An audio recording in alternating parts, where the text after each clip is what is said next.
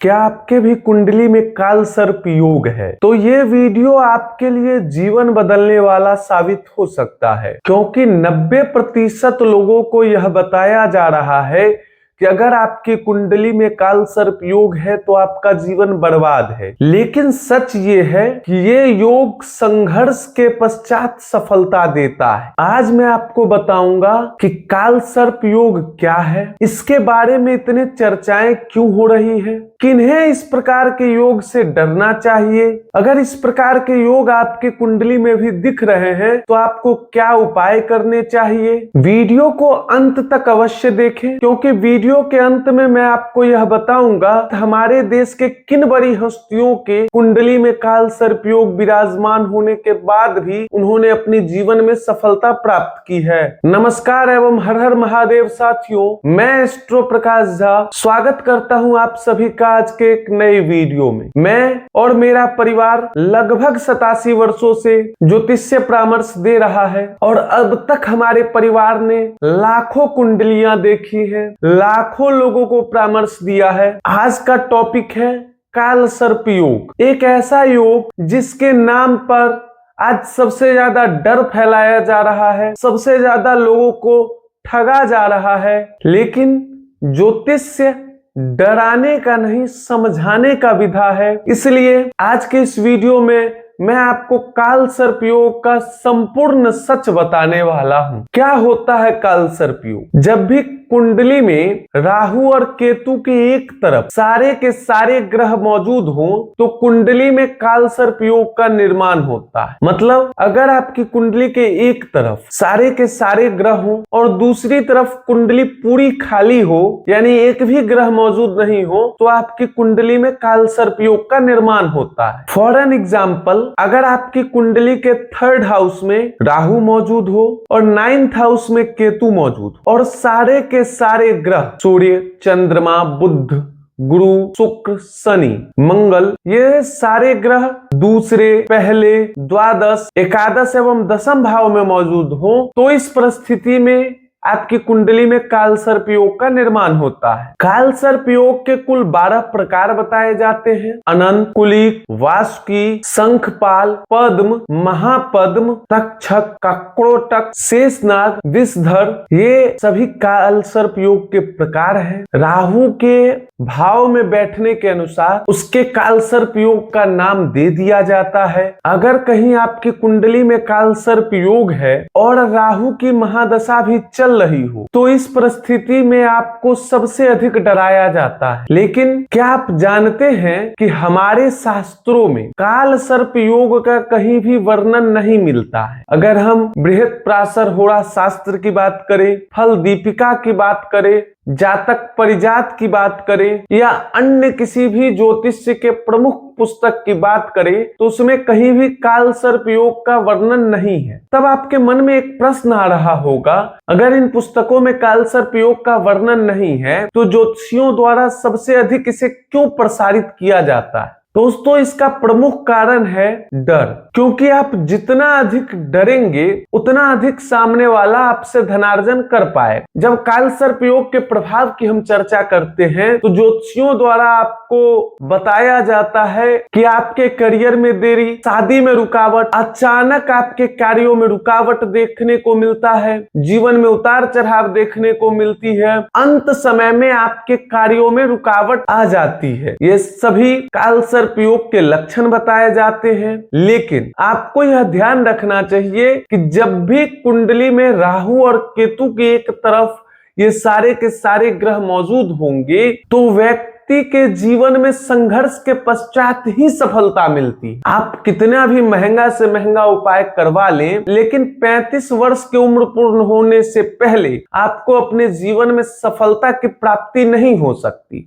अब हम बात करते हैं कि अगर काल सर्प योग हमारे ज्योतिष्य पुस्तकों में वर्णित नहीं है तो इस प्रकार की समस्या हमें जीवन में क्यों देखने को मिलती है। दोस्तों, जब भी कुंडली में राहु और केतु के एक तरफ सारे के सारे ग्रह मौजूद हो तो ऐसी परिस्थिति में जातक को अपने जीवन में अत्यधिक संघर्ष करना पड़ता है। ऐसा जातक संघर्ष के पश्चात अत्यधिक सफलता को प्राप्त करता है। इसे आप ऐसे समझिए कि आप अपने आसपास कई ऐसे लोगों को जानते होंगे जिन्होंने लंबे संघर्ष के पश्चात एक बहुत अच्छी सफलता प्राप्त की होगी। देखा गया है कि ऐसे 100 में से 90 व्यक्तियों की कुंडली में कालसर्प योग होता ही होता है। एक ज्योतिष होने के नाते मैं जितनी भी कुंडलियां देखता हूं उसमें हर तीसरी कुंडली में इस प्रकार के योग विराजमान होते। अब इसमें परिस्थितियां देखी जाती है कि अगर आपकी कुंडली में गुरु, चंद्रमा और लग्न, इन तीनों में से कोई एक अगर कमजोर है तो ऐसी परिस्थिति यानी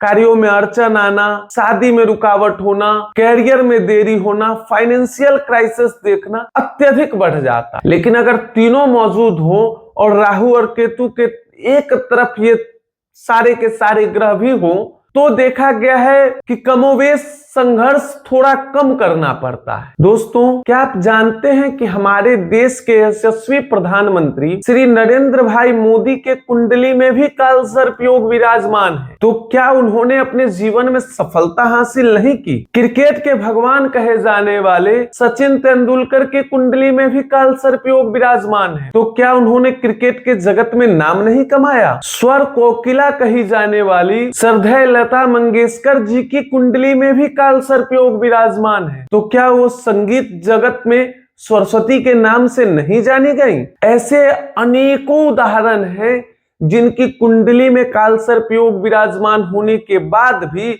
उन्होंने सफलता प्राप्त किया। दोस्तों, जिस कालसर्प योग के नाम से आपको डराया जा रहा है वह आपके जीवन की सबसे बड़ी ऊर्जा है। वह दैवीय शक्ति द्वारा आपको मिला एक वरदान है। वह आपको इतना प्रखर बना रहा है कि आप जीवन में कैसा भी संघर्ष करने से पूर्व बिल्कुल भी विचलित न हो। अक्सर आपने देखा होगा कि संघर्षशील व्यक्ति को ही सफलता मिलती है। इसे आप ऐसे समझिए कि भारत की आजादी के लिए 1857 से ही क्रांतियां होनी प्रारंभ हो गई, यानी 90 साल के लगातार संघर्ष के बाद हमें आजादी मिली। नरेंद्र भाई मोदी ने अपने शुरुआती जीवन में एक आम कार्यकर्ता यानी एक पोस्टर चिपकाने वाले कार्यकर्ता से अपना सफर प्रारंभ किया और आज देश के सर्वोच्च नेता है। इसलिए अगली बार जब भी आप अपनी कुंडली विश्लेषण के लिए किसी भी एस्ट्रोलॉजर के पास जाएं, जब वो विश्लेषण कर रहे हो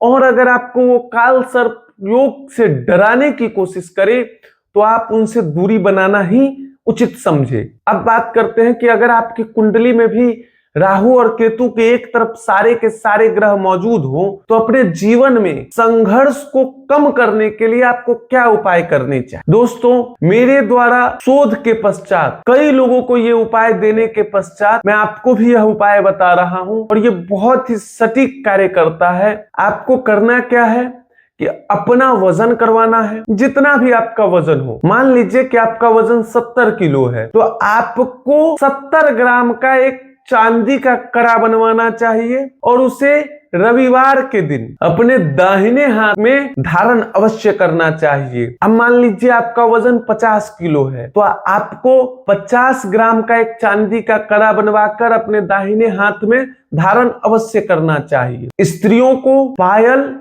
अपने वजन के अनुसार उतने ही ग्राम का पायल बनवाकर अपने पांव में अवश्य पहनना चाहिए।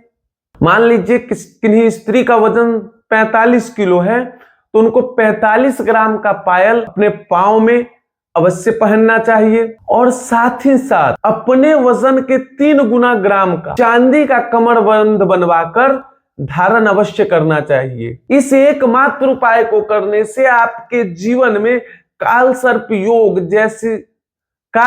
योग का समस्त प्रभाव दूर हो जाएगा। यानी राहु और केतु के एक तरफ